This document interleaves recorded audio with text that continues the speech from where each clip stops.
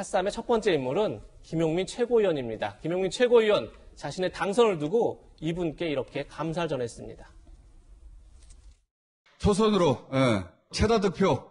야. 후석 최고위원이라고 합니다. 후석 만들어주셔서 감사합니다. 의미 있는 게 권리당원도 1등을 했는데 일반 여론조사에서 차이가 많이 나게 1등했습니다. 보수 언론에서 계속 당심 민심 분리됐다라고 집요하게 공격했거든요. 그게 아니었던 겁니다. 저는 선거 기간 내내 개혁만 얘기했거든요. 지난번에 안 나왔으면 떨어졌어요. 감사합니다. 불러주시고 도와주셔서 감사합니다. 검찰 개혁과 관련된 이 법안은 이번에 해야 돼요. 이번에 못하면 못한다고 근데 봐요. 우리가 여기서 멈추면 윤석열의 프레임에 그 주장에 우리가 동조하는 꼴이 돼버리는 거예요. 검찰 개혁을 이번에 마무리 짓겠다라는 것을 정확하게 표현해야 됩니다. 박정환 대변인님, 지금 김용민 최고위원의 주장을 두 가지로 압축하면 당심과 민심에 괴리가 있다 이렇게 많은 사람들이 주장했지만 본인이 당심에서도 1등을 했고 민심, 즉 여론조사에서도 1등을 했다. 당심과 민심은 다르지 않다. 이렇게 지금 강조하는 게 하나 있고 본인은 검찰개혁만 얘기했는데 지금은 검찰개혁이 아니라 민생을 얘기할 때다. 이런 당의 의견이 있지만 그렇지 않다. 본인 1등을 봐서는 여전히 민주당 지지층은 검찰개혁을 요구하고 있다.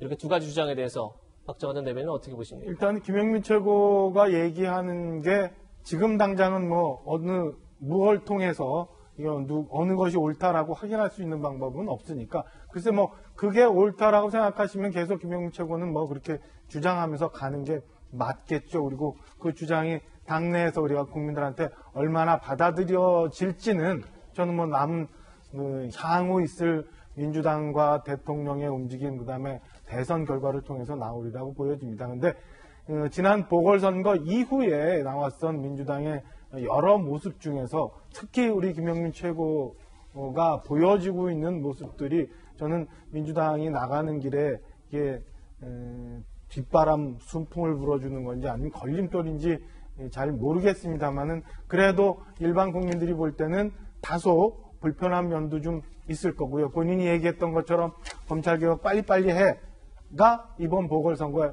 결과인지 그리고 오늘 뭐 조금 있으면 대통령 특별 기자회견을 하신답니다만 그때 어떤 말씀을 하실지 대통령과 청와대 그다음에 민주당 또 다른 지도부와 결을 같이 하는 생각인지 확인이 되겠죠. 저는 뭐 사실은 그것보다도 그 전부터도 이렇게 쭉 봤습니다만은 저 화면들을 보면서 유튜브 방송이니까 뭐 제가 이렇다 저렇다 얘기할 건 아닙니다만 김어준 씨가 이렇게 좀 더 다른 그 패널들보다 초대 손님보다 좀 높은 자리에 있는 것 같은 느낌이 좀 들고 앉은 키가 커서 그런 건지 잘 모르겠는데 그리고 옛날에 우리 현대 정치사를 풍미했던 삼김처럼 내가 뭐 점지하면 당선이 되고 우리 방송에 나오면 그냥 지팡이만 꽂아도 당선이 되고 라고 하는 그런 처신인 것처럼 보여져서 이렇게 썩 좋지만은 않고 김어준 씨가 여권 내에서 갖고 있는 힘이 저렇게 센가라는 생각이 들 정도로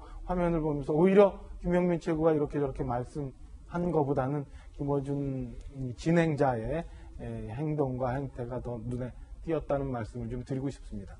예, 뭐 박정환 전 대변인의 개인 의견을 들어봤고요. 김용민 최고위원 김어준 씨에게 특별히 감사하다 이렇게 전했는데 실제 김어준 씨가 축하일도 있었습니다. 어떤 내용인지 함께 보시죠. 뉴스공장, TBS 관련해 수많은 기사가 쏟아졌죠. 공교롭게도 다시 한번 라디오 전체 청취율 1위. 나는 별일 없이 산다 뭐 별다른 걱정 없다. 나는 사는 게 재밌다 매일매일 신난다. 청취율이 더 올랐습니다. 유일한 두 자리 숫자는 여전하고 7시부터 9시까지 TBS 청취율이 전체 라디오의 대략 5분의 1 정도 된다. 놀라운 수치죠.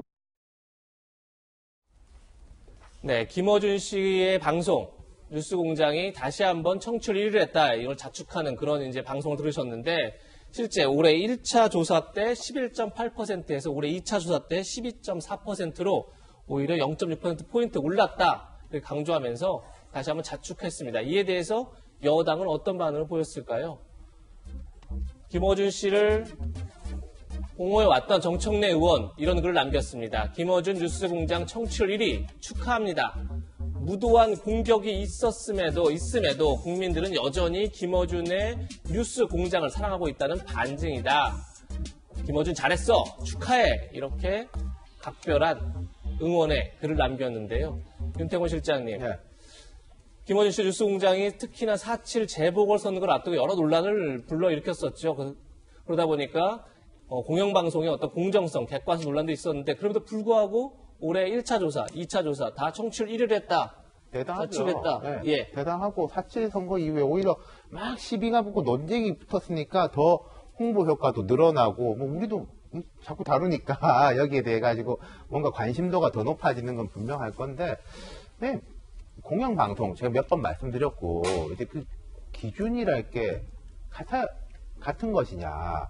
아침에 보면 오늘 아침에 한겨레 신문에 강준만 교수가 이제 관련해서 글을 쓰셨던데 예. 대단하다. 근데 예를 들어서 여기 문제는 편향성의 문제다. 야권 편향적인 방송을 한다면은 그것도 시청률은 청취율은 꽤 높을 거다. 하지만 야권 편향적인 방송을 했을 때는 정부기관이라든지 공공기관들이 협찬하겠냐. 예. 대기업들이 협찬하겠냐. 그걸 가지고만은 잣대를 들이대는 거는 잘못된 거다. 저도 좀 그런 부분에 동의를 해요. 예컨대 우리가 삼성 문제에 대해 가지고 막 논쟁이 벌어질 때, 야, 삼성이 우리나라에 차지한 게 얼만큼인데, 응? 수출에서 차지한 게 얼만큼인데, 이번에 뭐 상속세 같은 경우에 3년 동안 전 국민들이 내 상속세를 그 일가들이 다 냈다는데, 그건 그거고, 거기에 대해 또 평가하는 건 평가를 하는 거잖아요. 사법적인 평가든지 정치적인 평가든지 도덕적인 평가든지. 평소에 예를 들어서 이제 김어준 씨 방송이라든지 거기 출연 많이 하시는 분들은 거기에 대해서 엄정한 잣대를 들이대는데 본인들도 그런 약간 똑같지는 못하더라도 유사하게는 봐야죠. 네. 김수경 교수님, 사회학자로서 지금 조금 더 얘기했지만 편향성 논란이 커지니까 오히려 관심도 더 늘었을 수 있다라고 했는데 어쨌든 편향성 논란에 불구하고 청취율 1위 어떻게 저희가 해석하고 분석해야 될까요?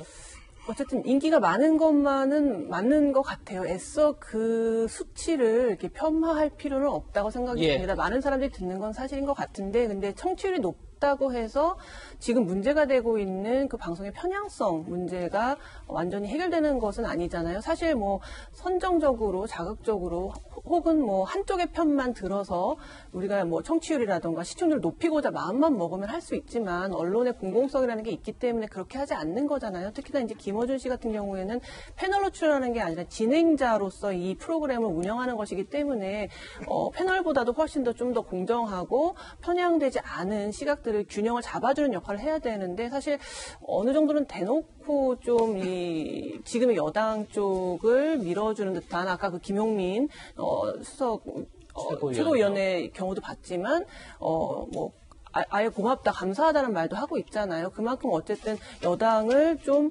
노골적으로 밀어준다고 할까요? 그런 내용들이 방송에서 많이 나오는 것만은 분명한 것 같아요. 그래서 좀 공공성의 문제에 대해서는 자유롭지 않다, 청취율만으로는. 그리고 또 그동안 이제 이 주장했던 것이 뭐냐면은 워낙에 청취율이 높고 광고가 많이 들어와서 돈을 많이 벌어주기 때문에 내가 출연료를 많이 받는 게 전혀 문제될 것이 없다. 자본의 논리상 전혀 문제될 것이 없다고 얘기했는데 그동안 어쨌든 이런 자본주의 하에서 돈을 많이 벌고 노력해서 돈을 많이 얻는 거에 대해서도 그만큼 많이 책임을 져야 된다. 사회적 책임을 져야 된다는 어떤 주장들을 많이 해왔잖아요. 그런데 이제 와서 돈 많이 벌어주니까 상관없다는 식의 이런 공공성을 무시한 듯한 발언은 저는 별로 적절하진 않다고 생각이 듭니다.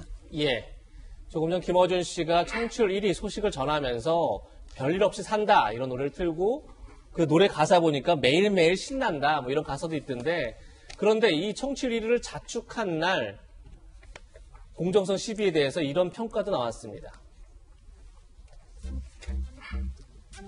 청취율 1위를 자축한 날입니다.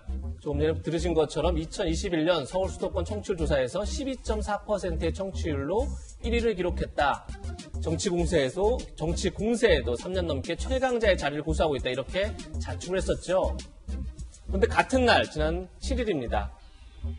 중앙선거방송심의위원회는 TBS 김어준 뉴스공장에게 행정지도 권고를 내렸습니다. 왜 내렸냐면 지난달 5일 4.7 재보선 이틀 전에 오세훈 서울시장, 박형준 부산시장 후보의 의혹을 제기하면서 익명의 제보자 인터뷰 3건을 연달아 방송한 것이 공정성 논란이 될 수 있다 이렇게 판단한 겁니다.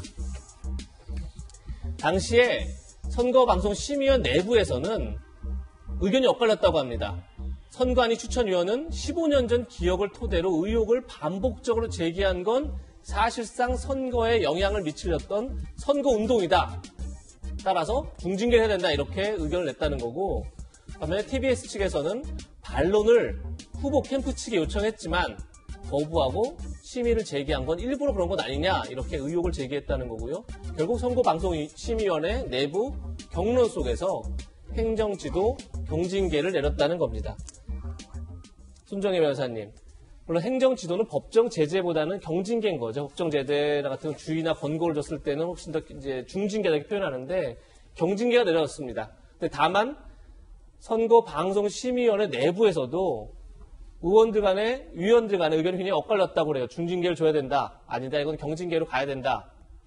손정혜 변호사님은 어떻게 보십니까? 경론이 벌어졌다라고 하는 걸로 봐서는 반대 의견도 굉장히 치열했던 것으로 보이고, 그래서 중징계가 아니라 경징계를 선택할 수밖에 없었던 상황이 여러모로 이제 정황이 해석이 되는데, 우리가 사실은 선거 방송과 관련해서 아주 명확한 허위 사실을 이제 유포한다거나 특정 후보에게만 기회를 주고 다른 후보에게는 기회를 주지 않았는 경우에는 징계 절차들의 선례가 있었는데, 이 뉴스공장처럼 어떤 의혹에 대해서 끊임없이 그 의혹을 제기하는 것이 징계 사유이냐, 또는 국민들의 알 권리 차원에서 정당하게 언론이 제기해야 될 문제이냐, 이거에 대한 사실 명확한 기준은 없는 거거든요. 근데 이번에 선관위에서는 그럼에도 불구하고 반론 제기를 상대 후보 측에서 거부했다고 하더라도 불량의 문제나 이런 어떤 이슈 선점에 있어서는 좀 불공정했다라고 어찌됐든 결론을 내린 면에 있어서는 앞으로 선거 과정 이제 대선도 남아 있는데요. 다른 방송도 영향력이 있을 것 같습니다.